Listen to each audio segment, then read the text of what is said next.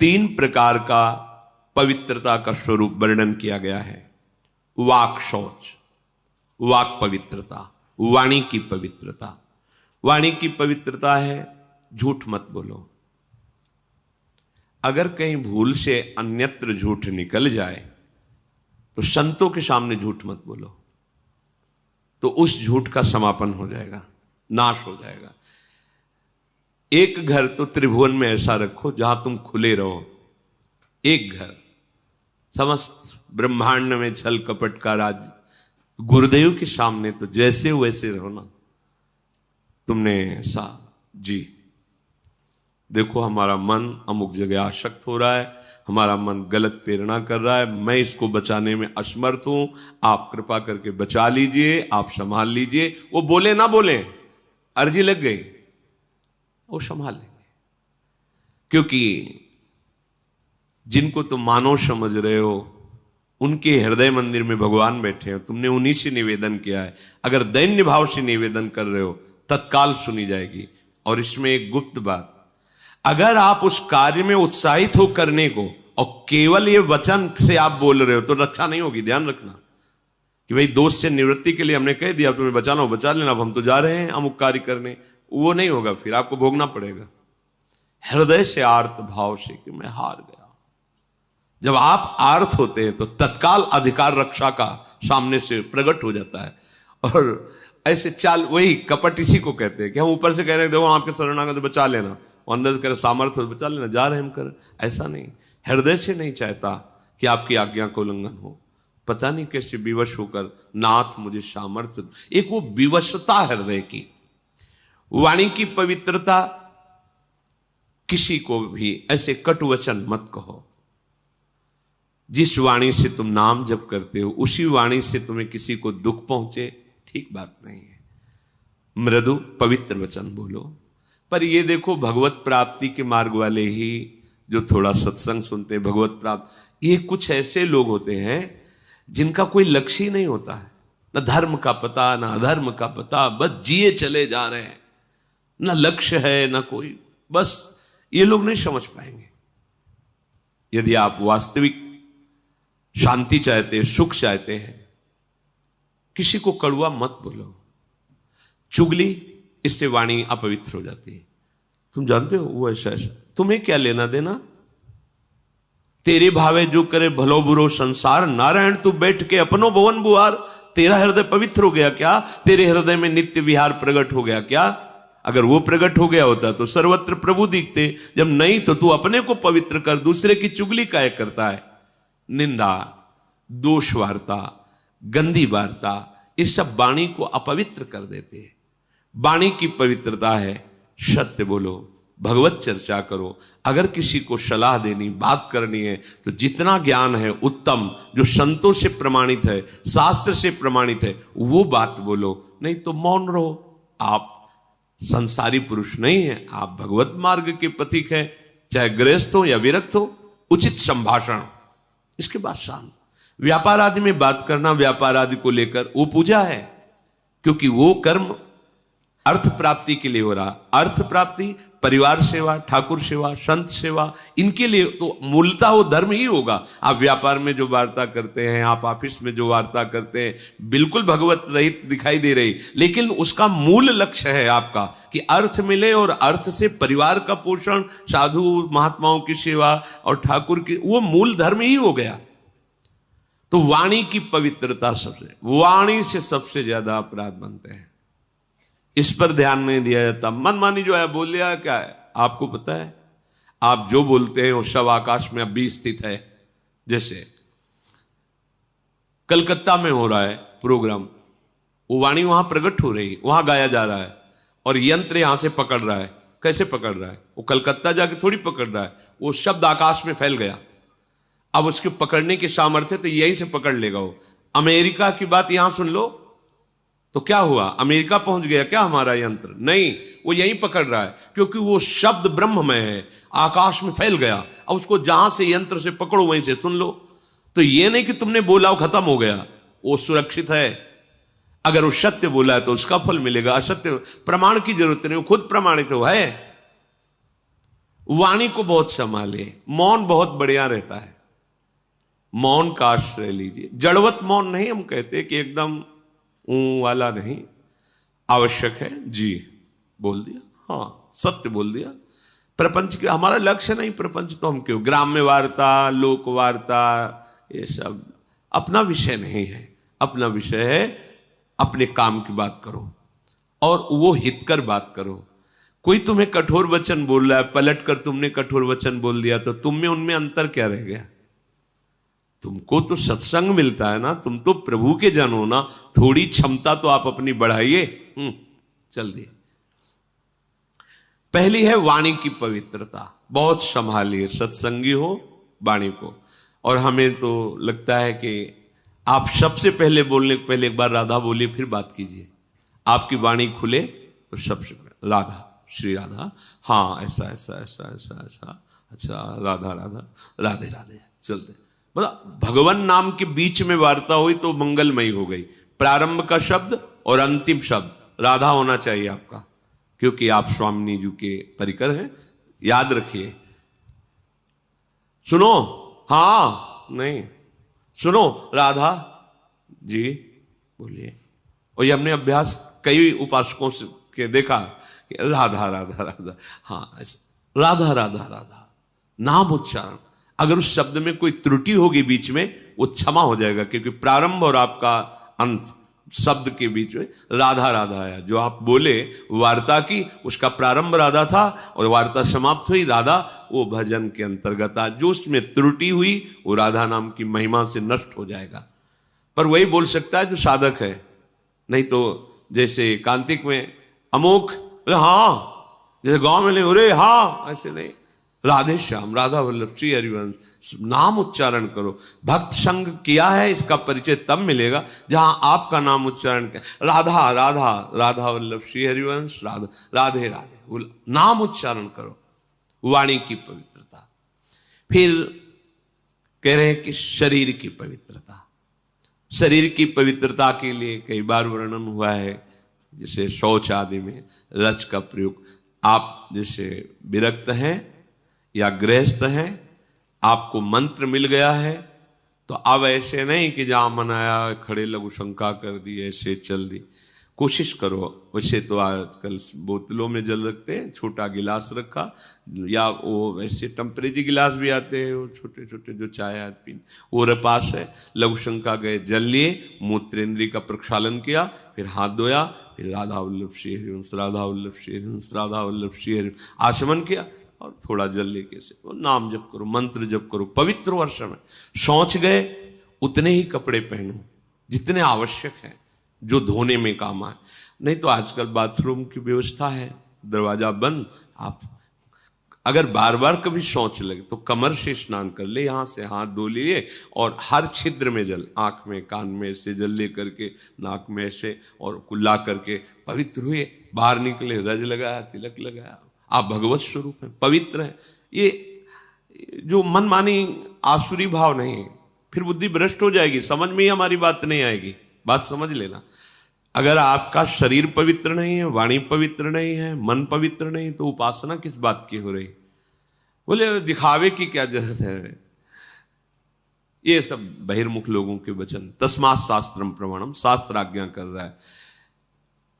कई बार मन को समझाना पड़ता है। जैसे कोई आप प्रसाद दे दें, मुख में डाल लिया, और जहां मंत्र चलाने की कोशिश करो तो पहले अंदर से अभ्यास आता है, झूठा है, नहीं नहीं ये तो प्रसाद श्री जी का लिया है, ऐसा रज हर समय पास, जरा सा ऐसे, जरा सा एक कण भी दांत में लगा कि रज गई।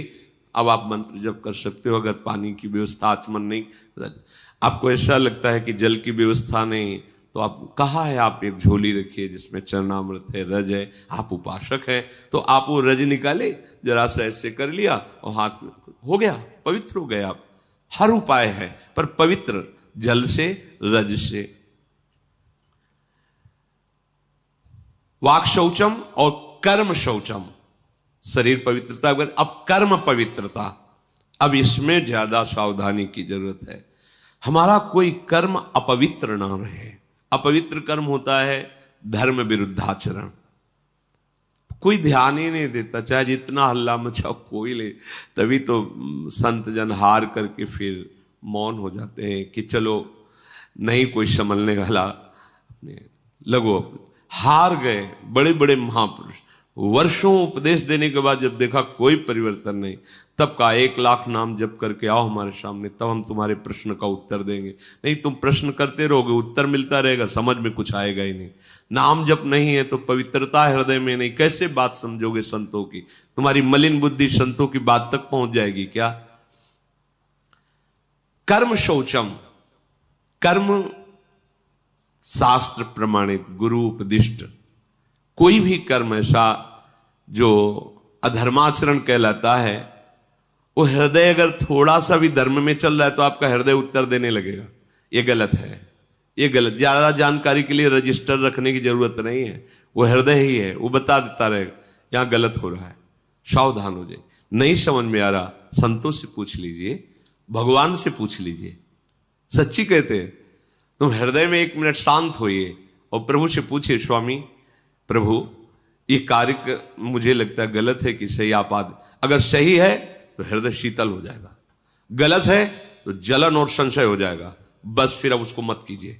सही कार्य के लिए पहली पहचान है हृदय शीत। मन की बात नहीं हम कह रहे हैं, हृदय में एक शीतलता आ जाएगी। एक जैसे आपका सही प्रश्न का उत्तर आपको समझ में आ गया तो एकदम हाँ ऐसे हृदय में आ जाएगा, हाँ ठीक है कीजिए, उत्साह आ जाएगा। अगर उसका जलन होने लगे, संशय खड़ा हो जाए, निषेधात्मक अंदर से संकेत हो, बिल्कुल मत कीजिए। वैसे शास्त्र स्वाध्याय नित्य इसीलिए करना चाहिए कि हमें क्या करना है क्या नहीं करना है, इसकी जानकारी हमें शास्त्रों से मिलती है, संतों के वचनों से मिलती है, सत्संग से मिलती है। तो हमारा जब वाणी शुद्ध हो, शरीर शुद्ध हो और कर्म शुद्ध हो, तो जो परम शुद्ध आत्म स्वरूप है उसमें आपका अनुभव हो जाएगा, आपका प्रवेश हो जाएगा, अपने स्वरूप में प्रवेश हो जाएगा, अर्थात शुद्ध ज्ञान आपके अंदर प्रकाशित हो जाएगा। ये जितने सूर्य आदि ग्रह हैं ये बड़े भयंकर होते हैं। ये जब अपने प्रतिकूल जगह पर होते हैं, जिसके ग्रह में, कुंडली में, नक्षत्र में, ये बड़ा भयंकर प्रभाव कर देते हैं। पर यदि नाम जप किया जाए तो ये उसके लिए प्रतिकूल जगह पर बैठे हुए भी सौम्य, सुखद और मंगलकारी बन जाते हैं। महाप्रभु हरिवंश चंद्र जी ने कहा है, जो पे कृष्ण चरण मन अर्पित तो करिहे का नवग्रह रंक। ये बेचारे नवग्रह तुम्हारा क्या बिगाड़ लेंगे यदि कृष्ण चरण में मन तुम्हारा अर्पित है। राधा राधा राधा, समझो ये जितने ग्रह हैं बड़े भयंकर हैं। प्रतिकूल जगह पर बैठे हों तो बड़े बड़े को नष्ट कर देते हैं। पर कह रहे जो जप परायण है, नाम जप करता है, उसके लिए प्रतिकूल जगह पर बैठे हुए भी, बोले 7.5 शनिचर चल रहा है, वो वहां बैठा जरूर है पर वो सौम्य होगा आपके लिए, सुखद होगा आपके लिए, मंगलकारी होगा। क्या? नाम जप। अगर भगवान की शरण में हो, भगवत सन्मुख हो, नाम जप कर रहे हो, तो कोई भी प्रतिकूल स्थान पर बैठा हुआ, विपरीत स्थान पर बैठा हुआ ग्रह आपका अनिष्ट नहीं कर सकता, और उल्टा वो आपको सुखद, सौम्य और मंगलकारी होगा। अब लोग इन सब के लिए बाहरी उपायों में भटकते हैं कि ऐसा है तो ऐसा कर ले। कुछ नहीं, नाम जप करो, इससे सब ठीक हो जाएगा। जो उपासक नाम जप करता है तो भयंकर रूप वाले, सूक्ष्म रूप रख के प्रवेश करने वाले, क्रूर कर्म कराने वाले, ये जो राक्षसी भाव है ये उसके हृदय में प्रवेश नहीं करते, आक्रमण नहीं करते। सर्वे नानुगतम चैनम दारुणाहा पिसितासनाहा घोर रूपा महाकाया दर्शयंती द्विजोत्तमम। जो जप परायण है, नाम जप करता है, तो यहां घूमते रहते हैं अव्यक्त रूप से भूत प्रेत पिशाच, भयंकर आसुरी राक्षसी स्वभाव वाले। जब आप अपवित्र हैं, भगवत विमुख हैं, देखो उनके कर्म कैसे थे। अरे यार घोर राक्षस है, बिल्कुल दया नहीं आई, ऐसा कर दिया। तो उसके ऊपर आविष्ट हो गया। ये सूक्ष्म रूप से रहते हैं, जैसे किसी को भूत दिखाई थोड़ी देते हैं, पर आवेश हो जाता है, बोले मैं अमुक हूं, क्योंकि वो अपवित्र है, भगवत विमुख है, उसके लिए द्वार खुला है, उसको दंड देने के लिए उसके अंदर प्रवेश कर गया। भयंकर रूप वाले या सूक्ष्म रूप वाले या विशालकाय, क्रूर कर्मा, गलत कर्म कराने वाले, ये जो राक्षस हैं, जो आसुरी भाव हैं, ये जप परायण पर कभी आक्रमण नहीं कर सकते। इसलिए राधा राधा राधा बड़ा भयंकर है संसार, तुम्हें समझ में नहीं आ रहा। राधा राधा राधा राधा। जो जप परायण है, जो शास्त्र स्वाध्याय करता रहता है, जो अपने सुख को दूसरों में बांटता रहता है, और जो दूसरों में कभी दोष नहीं ढूंढता है, वो सदैव सुखी रहता है, निर्विघ्न रहता है। चलो इन आचरणों से सुखी तो चाहते हो। जो साधु शास्त्र का ज्ञान रखता है या न रखता है, ध्यान सुनो, उसे वेद आते हैं या नहीं आते हैं, वो पुराणों की कथा जानता है या नहीं जानता है, वो उत्तम संस्कारों से युक्त है या शून्य है, उसका समाज में सम्मान होता है या अपमान होता है, इससे कोई मतलब नहीं। यदि वो भजन परायण है तो राख में छिपी हुई आग की ज्वाला है। वो बोल लेता है कि नहीं बोल लेता है, उसे वेद आता है कि नहीं आता है, वो उसको लोग प्रणाम करते हैं कि नहीं करते हैं, संस्कार युक्त दिखाई देता है या नहीं दिखाई देता है, पर रात दिन भजन करता है तो कैसा है? बोले राख में छिपी हुई आग है, वो छेड़ मत देना। ऐसा भीख मांगता खाता है, ऐसे कोई तेज तो है नहीं, कोई लोग तो इसके पास नाम जप परायण, बड़ी महिमा है। जैसे प्रज्वलित अग्नि श्मशान में भी कभी दूषित नहीं होती, यथा श्मशाने दीप्तौजाः पावको नैव दुष्यति, एवं विद्वान अविद्वान वा ब्राह्मणो दैवतम महत्। चाहे विद्वान हो चाहे ना हो, श्मशान में भी आग पवित्र ही होती है, आग कभी दूषित नहीं होती। ऐसे ही जो सर्वत्र भगवत भाव रखने वाला है, निरंतर भजन में है, वो महान से भी महान है। कहीं भी बैठा हो, कुछ भी कर रहा हो, ये मत समझो कि तो अपवित्र है। जैसे श्मशान में भी आग पवित्र है, ऐसे भजनानंदी हर समय परम पवित्र रहता है। विषयान ग्रहणंत मुंचन्तु वा, दृष्टि मत डालो, किस भाव की स्थिति में कहां तुम्हें पता नहीं है। प्रकारश्च पुरद्वारैः प्रसादैश्च पृथग् विधैः, नगराणि न शोभन्ते हीनानि ब्राह्मणोत्तमैः। बहुत बड़ी बड़े महलों से नगर बहुत सुंदर श्रृंगारित हो तो वो तब तक नगर कहलाने योग्य नहीं होता जब तक एक साधु ना हो।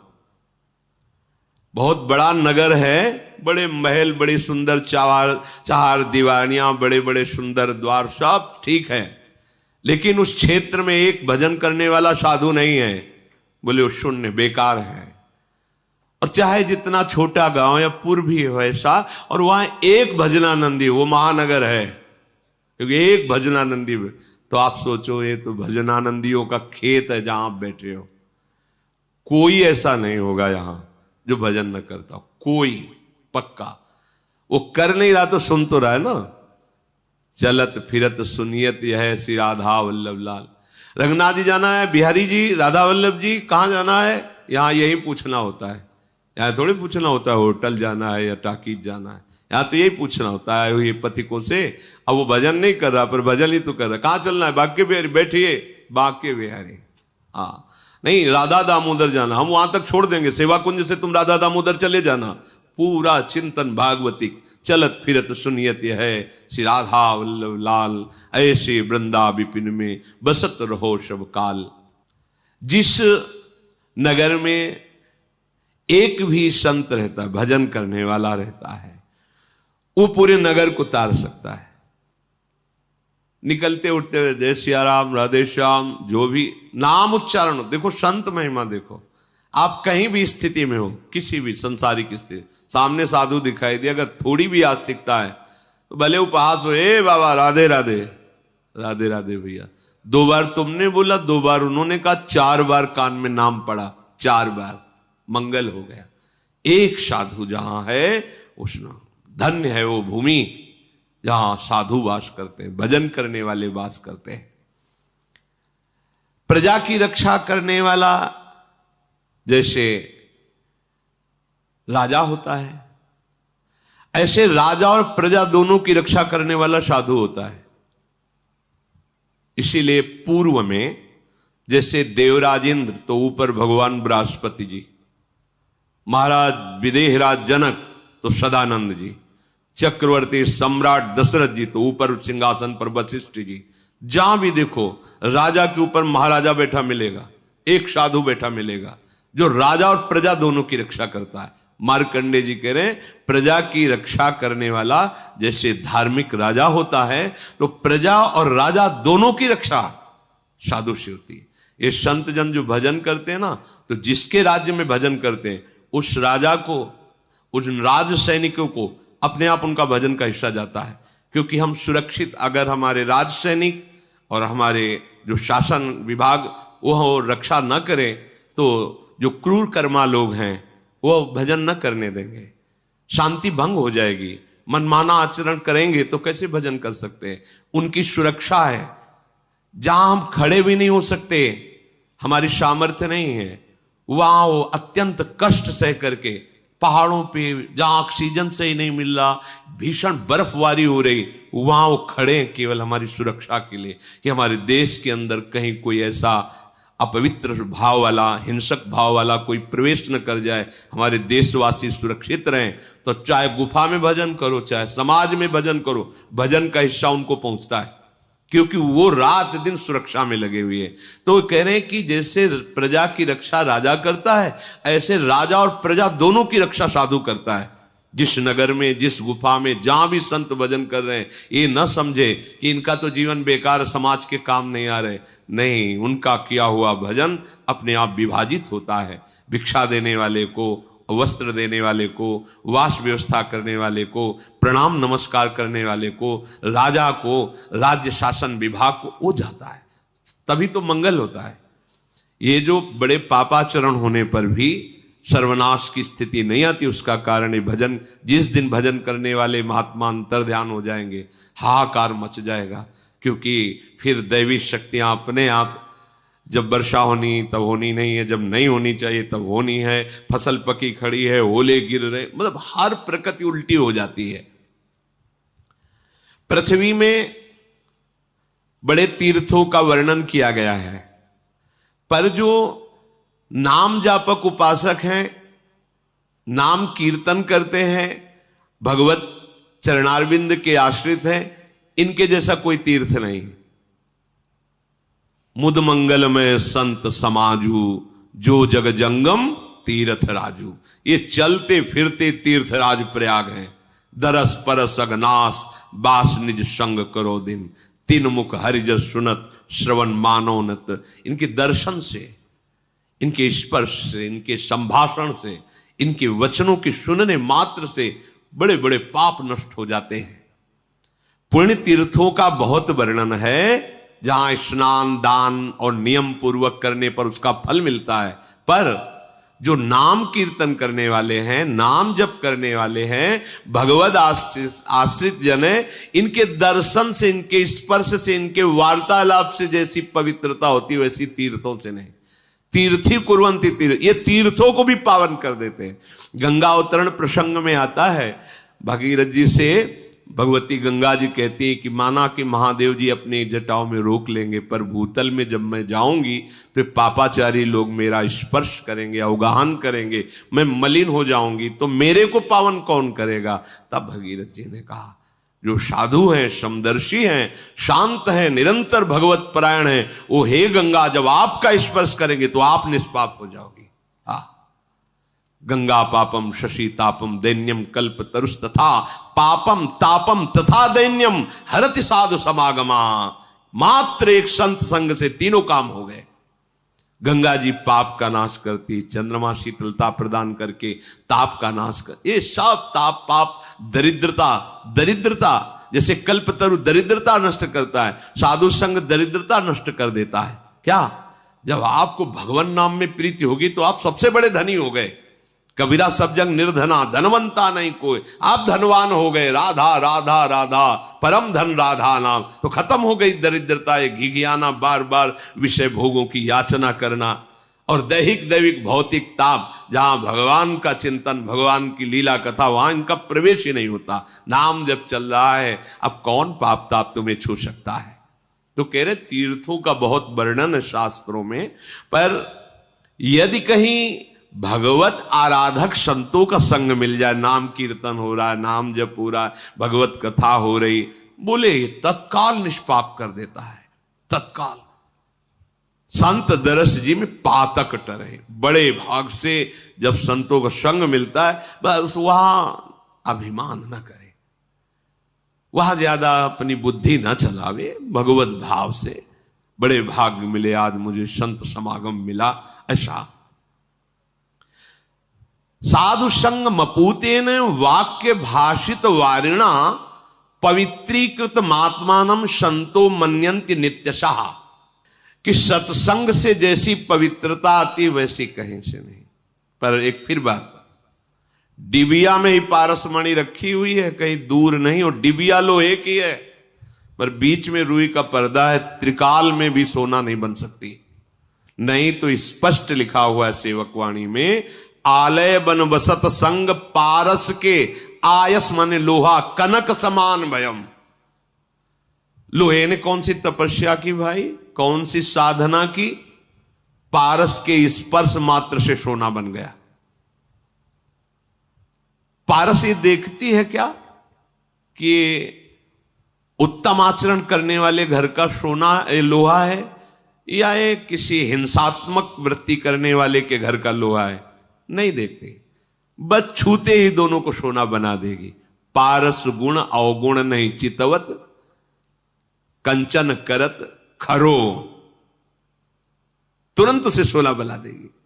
पर रुई का पर्दा, कपट का पर्दा, अहंकार का पर्दा फिर पास रहते हुए भी नहीं हो पाएगा पक्का।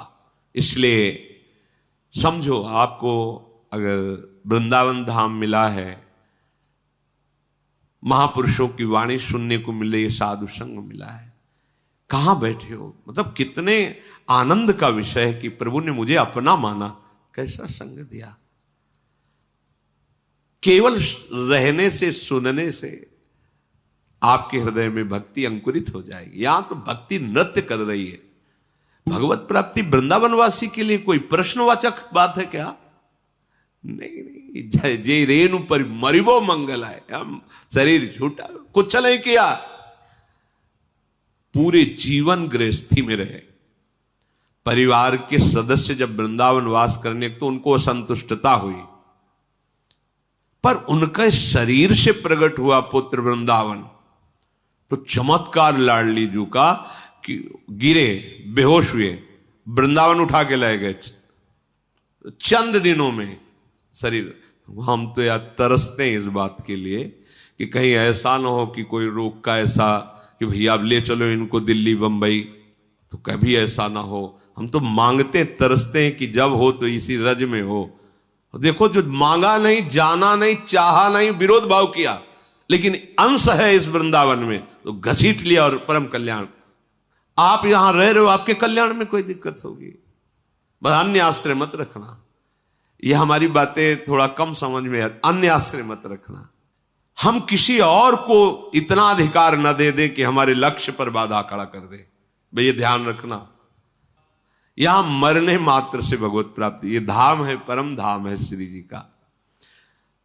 सत्संग से जितनी पवित्रता होती उतनी किसी अन्य तीर्थों से नहीं। सत्संग परम पवित्र, भगवान ने भी अपनी वाणी से कहा है, व्रतान यज्ञ छंदांस तीर्था नियमा यमा यथा वरुण देत सत्संगा। श्री भगवान की वाणी, सत्संग से बढ़कर। पर बस फिर वही बात कह रहा हूं कि बोले फिर सत्संग का प्रभाव इसके ऊपर क्यों नहीं पड़ा? ऊसर वर्षई तरण नहीं जामा, क्या करे? फूलई फरई न बेत, बांस में चाहे जितनी डीएपी लगा दो, और खूब पावरफुल पानी उसमें डालो, कभी केला लगने वाला नहीं, वो बांस है। ये बांस हृदय के जो है ना, खलऊ करें भली पाई सुसंगु और मिटे न मलिन स्वभाव अभंगु। कभी कभी दुष्टों को भी साधु संग मिल जाता है, दुष्ट स्वभाव वालों को साधु संग मिल जाता है, पर वो साधु संग को स्वीकार नहीं करते। खलऊ करें भली पाई सुसंगु और मिटे न मलिन स्वभाव अभंगु। चाहे गुरु मिले बिरंच सम फूले फरे न बेत, मूरख हृदय न चेत चाहे गुरु मिले बिरंच सम। हार जाओ, खोपड़ी फोड़ के हार जाओ, उसकी समझ में नहीं आने वाला। और जिनको समझ में आता है, एक शब्द सुना जीवन का परिवर्तन हो गया।